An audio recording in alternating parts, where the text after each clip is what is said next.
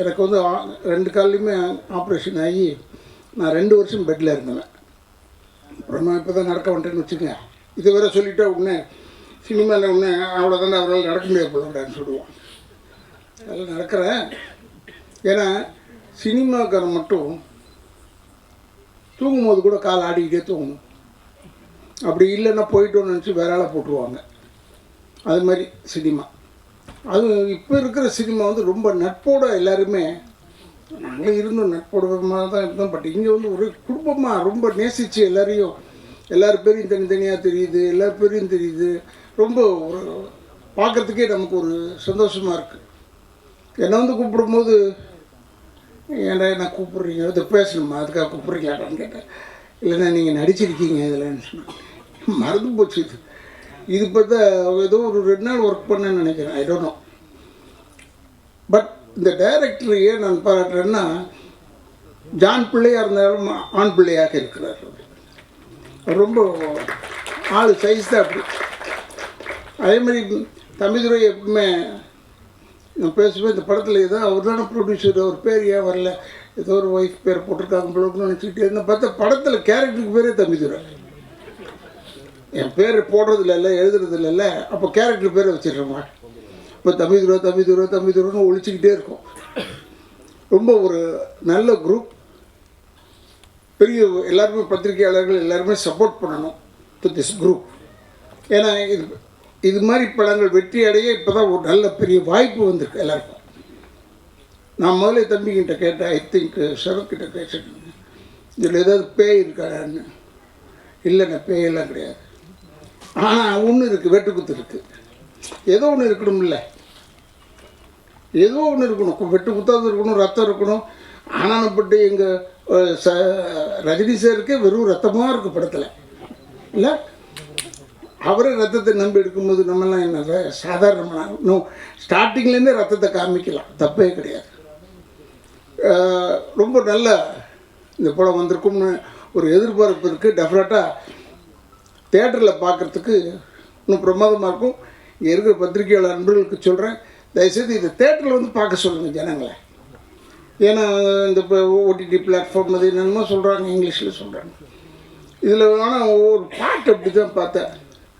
ஒரு பாட்டு ஆங்கிலத்திலே பாடியிருக்காங்க. எனக்கு அது புரியல, யார் பாடியிருக்காங்க அதுவும் நீங்கள் தான் பண்ணீங்களா? அது ஆங்கிலத்திலே பாடுறாங்க, அந்தளவுக்கு வந்துருச்சு இப்போ. ஸோ என்னடா டைட்டில் மட்டும் இவ்வளோ அசிங்கமாக வைக்கிறாங்களே படத்துலன்னு நான் யோசித்தேன். பார்த்தா பாட்டே ஆங்கிலத்தில் பேசியிருக்காங்க. ஸோ இனிமேல் நம்ம வந்து இம்ப்ரூவ்டு, அதாவது இந்தியாவுக்குள்ளே ரிலீஸ் ஆகலன்னா கூட பரவாயில்ல, வெளியே போய் ரிலீஸ் ஆனாலும் இங்கிலீஷ் புரியும்ல எல்லாருக்கும். அதனால் என்னமோ தெரியல இங்கிலீஷில் பாட வச்சுருக்காங்க. I am not against English. I studied in Anglo Indian school. But still Tamil படம்னு வரும்போது ஏற்கனவே தமிழை கொலை பண்ணிகிட்டு இருக்காங்க. அதில் வேறு இப்போ ஒரு ஆங்கில பாட்டு அது இது வச்சு ரொம்ப தமிழை கொண்டுடாதீங்க, இல்லாமல் ஆக்கிடாதீங்க. இப்போ எப்படி தம்பிதுரை வந்து பாருங்கள், சுயநலமாக தன்னுடைய பேரை வந்து ஹீரோக்கு வச்சு விட்டார். அது மாதிரியாவது இருக்கணும், ஒரு சுயநலம் வேணும்ல, இல்லைன்னா இது முடியாது. டெஃபினட்டாக இது பெரிய வெற்றியாகும். ஐ திங்க் 12th ரிலீஸ் நினைக்கிறேன் இந்த படம், இல்லை? ஏதோ ஒன்று தேட்டர் எப்போ கிடைக்கும் போது போங்க, க்யூவில் போய்டும்.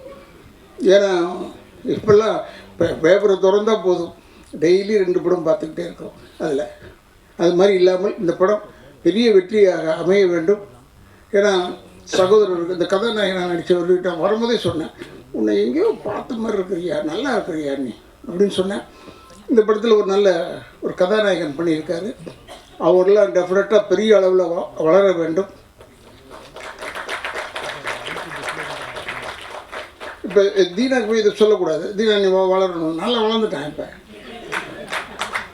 இல்லை நல்லா ஆகிட்டான். முதல்ல அவன் முகத்தை பார்த்த உடனே நினச்சேன், இது நல்ல படம், இது வந்து வெறும் குத்துக்கொலையாக தான் இருக்கும், ஏன்னா இவன் நடிக்கிறான் இதில் அப்படின்னு யோசனை பண்ணிகிட்டு இருந்தேன். அதே மாதிரி வந்துருச்சு.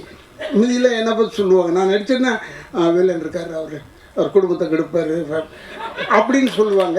ஆனால் இப்போ இவரை பார்த்து குடும்பத்தெல்லாம் கெடுக்கிறது இல்லை, குடும்பத்தை கொலை பண்ணிவிடுவார், அவ்வளோதான். இதுதான் வித்தியாசம் எங்களுக்கு வந்து. பட் ஸ்டில் இவர் கூட இப்போ வில்லனா பண்ணியிருக்காரு. அவர் உண்மையிலே எனக்கு ரொம்ப பிடிக்கும். இப்போ லேட்டஸ்ட்டாக இவர் தான் யங் யூத் வில்லன்.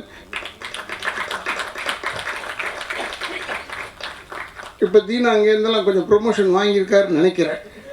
ஏன்னா நான்லாம் ரொம்ப ப்ரொமோஷன் வாங்கி ரொம்ப தூரத்துக்கு போயிட்டேன். நான்லாம் இப்போ ஆர்டர் பண்ணுறதோட சரி, இப்போ எவ்வளோ கொலை பண்ணு, இந்த குடும்பத்தை கெடு அப்படின்னு ஆகிட்டேன். ஏன்னா நம்மளால் முடியல. இன்னும் கொஞ்சம் தீனா இருக்கார் போல இருக்குது. இன்னும் கொஞ்சம் போய் அவரே போய் கொள்கிற அளவில் இருக்காருன்னு நினைக்கிறேன்.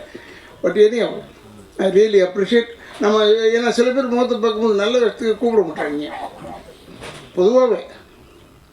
ஏன்னா அச்சமில்லை படம் பண்ணும்போது டைரக்டருக்கு கேபி சார்கிட்ட போய் நான் எப்பயுமே அட்வான்ஸ் வாங்குறது அவர்கிட்ட வாங்குவேன்.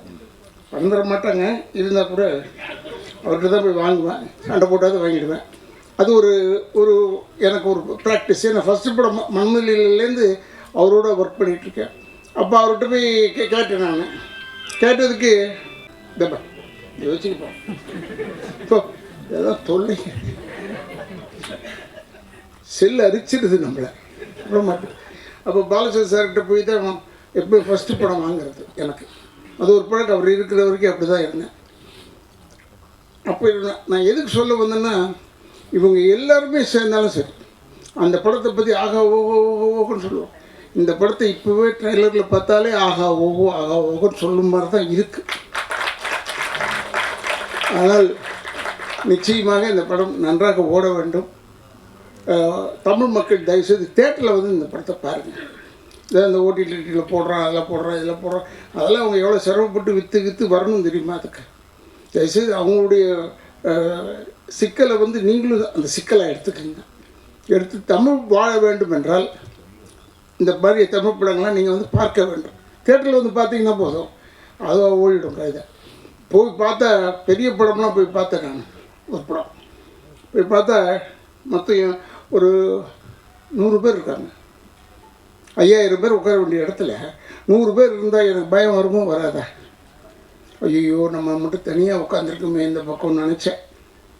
அப்படிலாம் இல்லாமல் நீங்கள் இந்த படத்தை வந்து தேட்டரில் வந்து பாருங்கள். பெரிய வெற்றி அடைய வேண்டும் என்று எல்லாரையுமே வாழ்த்துறேன். எனக்கு பேர் வந்து ஒருவேளை உதட்டளவில் மறந்திருக்கலாம், உள்ளத்தளவில் மறக்கவில்லை என்று சொல்லி விடைபெறுகிறேன். நன்றி, வணக்கம்.